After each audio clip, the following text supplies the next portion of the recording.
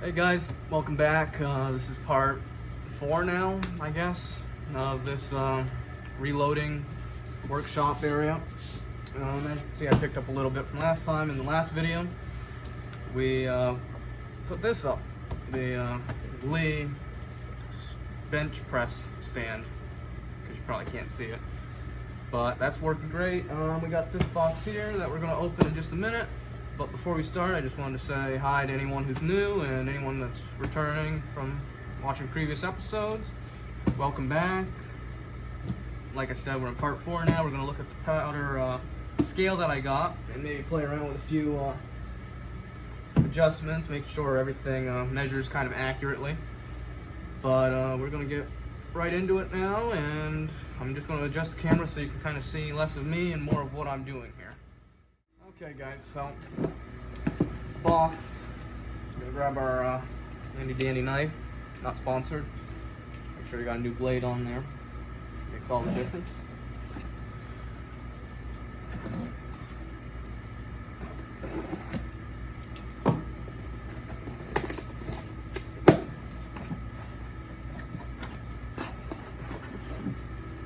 And you might have guessed it, I went ahead with another Lee product, the safety powder scale. Now, looking at digital scales, and they were a little cheaper than this, but the accuracy, some people, were kind of concerned about, and I didn't want to get too crazy for a device. I mean, the charges I'm going to be loading on this thing, I'm probably going to set it once, make sure I'm getting consistent charge, and it's going to go on a shelf for quite a while once I get everything dialed in. So I didn't want to go crazy. I got this on Amazon for 32 bucks, and I'm sure it will work just fine. It is a just balance beam scale. It's not digital, it's nothing fancy, but hopefully it will get the job done. It's Lee, it's a good brand. But opening up the box here, first thing we greeted with is the instructions, which I'm going to read.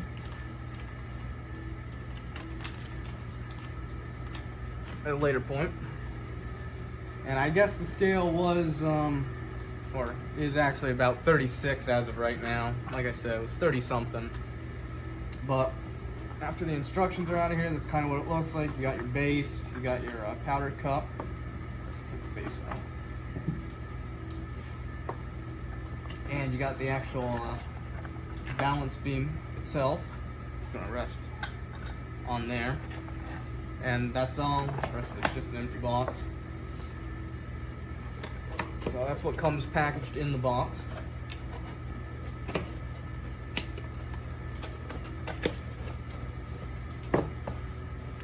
So I'm just gonna mess around setting this up and fast forward this so you don't have to see anything boring or hear anything I don't want you to.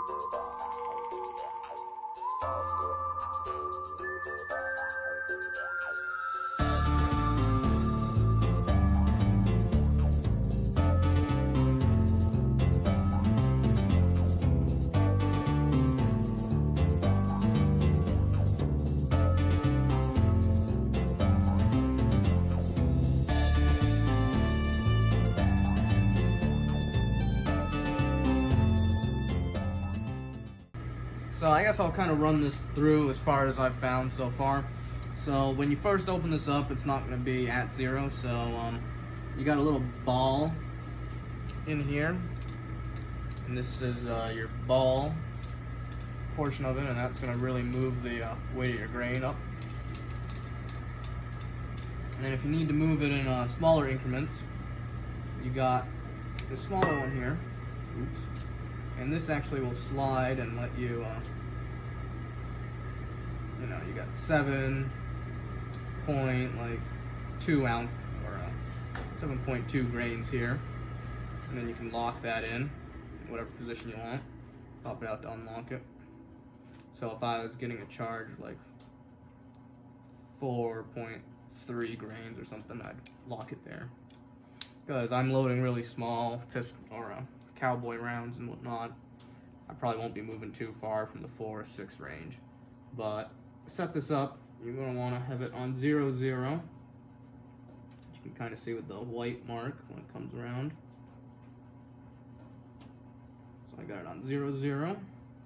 The ball's in the 0 position. Go ahead and seat that right on there. It has a little balancing area.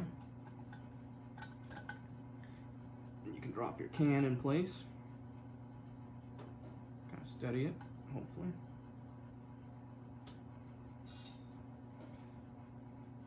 And if you do it right,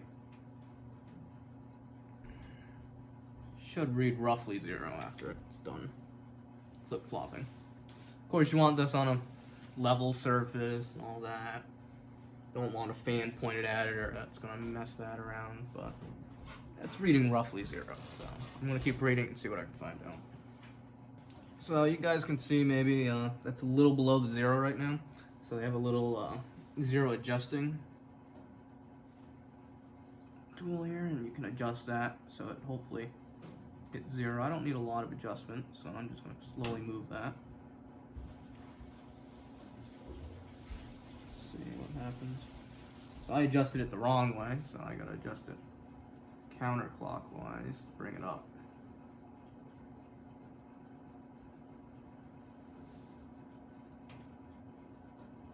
I guess this has a magnetic dampening, so it's supposed to help it bring it into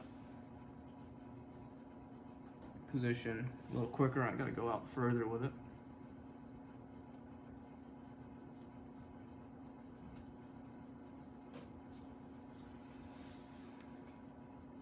I think I went too far with it this time. As you can see, a little too far, so I'm going to bring it in clockwise.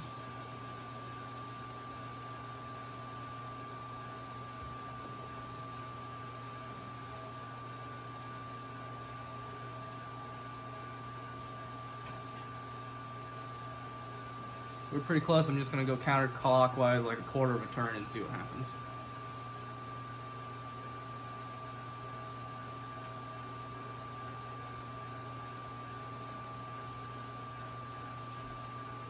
Now apparently you're going to want to do this every time this thing's bumped or moved. I haven't tried it that much, so I wouldn't know, but I can let you know.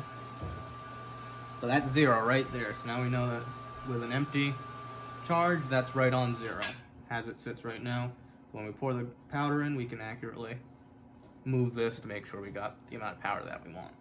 So, okay guys, so I kind of read through this, kind of getting the general understanding of how to use this, and I'm going to kind of walk that with you. Right now, I'm just going to, this is all I had on hand. I haven't ordered my dies yet, so I don't have a charge spoon or measurer. So I'm just going to use this and pour a little in and see how much we get. So I guess we're going to weigh an unknown charge here. So I'm going to use that. And the powder I'm going to be mostly reloading with to start is unique. I saw some different people using this stuff. I guess it's popular for shotgun and handgun loads. And I'm going to be, reloading 38, 45 Schofield, stuff like that. So this is powder I'm going to try. I do have a little bit of load data. It says, like for a minimum charge, I want like 4.6 grams or something. So I'm going to try this stuff. Haven't opened it yet. At my local dealer, it was about 27 bucks for this 1 pound jug of it. So fresh powder, hasn't been opened. And it's built.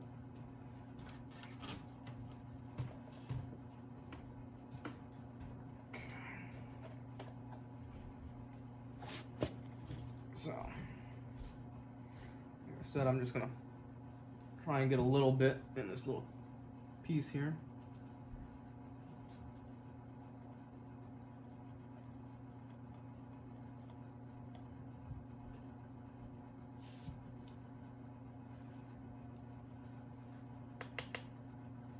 So I filled this yellow wire nut up to about where the metal inside the nut meets the plastic.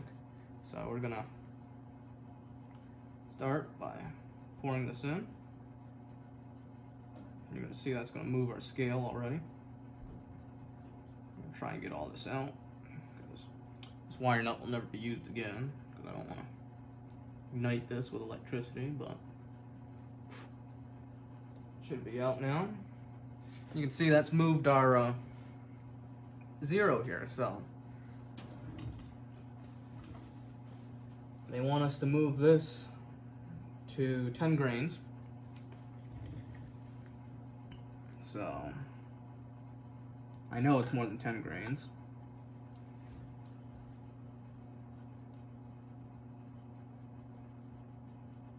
Alright, guys. So I'm going to bring it back into 0.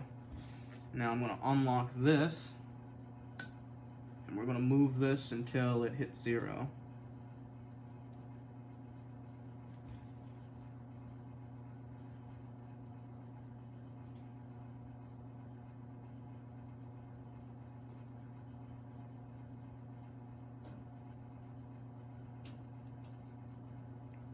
So that's just about 0 there, and that says I'm, I'd have to say about 0.7 grains just in that little wire nut there.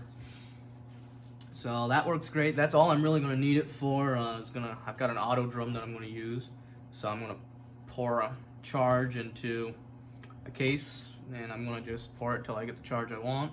And once I get the charge I want and I'm happy with, and I fire it on the range, I'm going to probably put this right away. I mean, once it's dialed in, it's dialed in. I'll just have to do that for every charge I load. So 38 special, I'm going to need to do that. My show field, which is probably going to be what I'm going to start. I do have a few 38 special cases that I've been saving back here, but we're not ready to really use those. So for now, that's kind of where we're at. So this works great. I'll try and zoom in on this a little bit and kind of show you the different functions. That way, because it might be a little hard for you to see it from up there. So let me get the camera zoomed in a little bit, and I'll try and show you this a little better. So I got the camera rearranged, and so you can kind of see what we're dealing with here. I'm going to just drop this out so I can kind of flip this. In case you couldn't see better before, you got this little marble here that has little indentations that this can go into. So for example, this is going to be 10 grains up here, 20, 30, 40, all the way up to 100, so you can get a pretty big charge out of this. I'm going to be in the 0 position for most of my charges. And then this smaller one over here, you got from 0 to 1, 2, 3, 4, 5, 6, 7, 8, 9, and that's going to be 10 there, but I guess I was a little wrong on the other one. They want you to move this one to the 10 position, and then if that's still not tipping your beam, you want to move this marble until you get it to tip the beam. But I'm using such low charges, not really paying attention too much to that. And you can see you got little notches here that kind of line up with these point grains. You can see if you move this, like right now the 4 is kind of lining up 4 to 5. So you know you got about 0.5 of a grain in there right now. And as you move it, you can kind of see it does effect there. But that kind of tells you a little more about it. And like I said, just fits into, there's a nice little notched groove in here. Just fits right into that. That's your counterbalance. And this is the powder cup with the little bit of powder I had in there, like I said. Won't dump that back just yet. And then I'll give you a little close-up of measuring this out again. So if we're starting at about 0, I'm not going to lock it. You can see that we're high here. This is right where 0 or even would be. So I'm just going to tap this until you find out where you want to be. And I know this one was about, what did I say, 4. And you can see at 4, we are right there. I might not have showed this very clearly earlier, so let me show it again. This is what you use to kind of adjust the zeroing. See, this is, they're calling it the zero adjustment. So you kind of turn that clockwise or counterclockwise to kind of balance that out when you're trying to zero this thing. And like I said, they suggest every time you move this or bump it or whatever, you want to zero that. So I'm going to just dump this powder. It's got a nice little funnel there, so you can dump it back into a case, or I'm just going to dump it back into a powder container here, since I'm not ready to actually reload anything. Put the top back on. I might even put the seal back on just to be safe. Not that it's going to matter at this point. Okay guys, so hope you enjoyed seeing the unboxing and kind of general setup of the, okay, thank you Furnace, of the Lee safety powder scale. I think it's going to serve me very well for what I'm reloading. You might want a digital, you might want a different brand, or just a different scale in general, but I think this will do exactly what I need it to do personally. And that's the beauty of the whole reloading process. There's many different brands, many different presses. It's all, you know, what you want to do, what you're looking to do, and what you feel comfortable doing. And like I said, this is the first time I'm reloading. I've been looking at doing it for years now, but I never quite justified the price to get into it.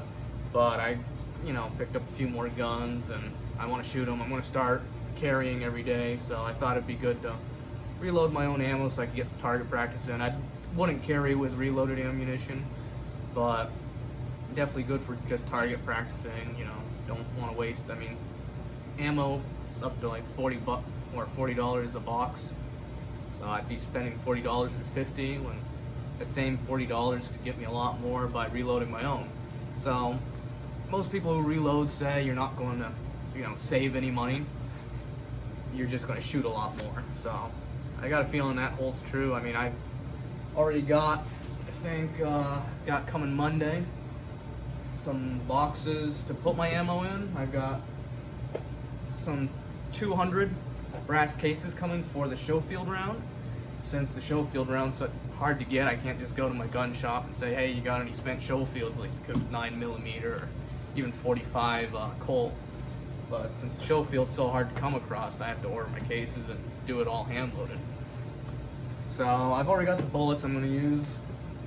I got my large pistol primers, got my powder, so I kind of got all the basic materials down. So really all I got to order now is the press and a few accessories for it, and then we can get started making some actual ammo.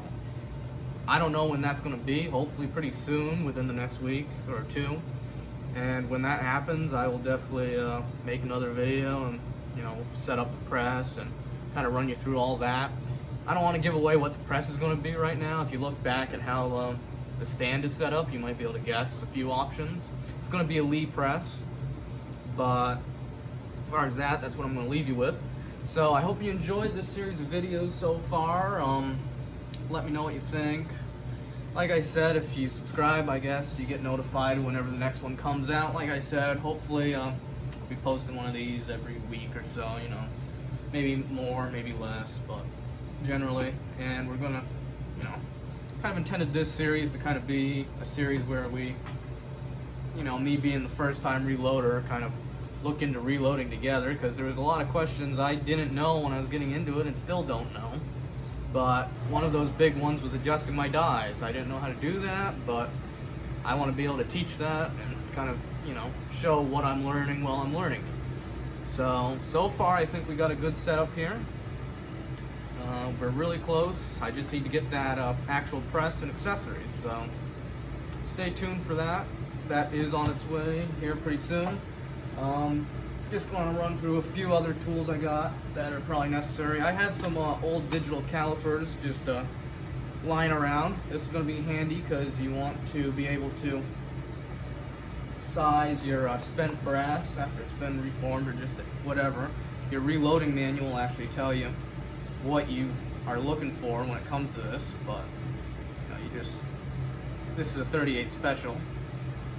You can see the overall case length on this is 1.139.5 inches, so that's what the overall length on this is. I don't know what the maximum is, Still got its old primer in there and whatnot. I haven't punched any of that out. But, so, these are pretty important to have to make sure that your cases and your bullets that you make are still in spec.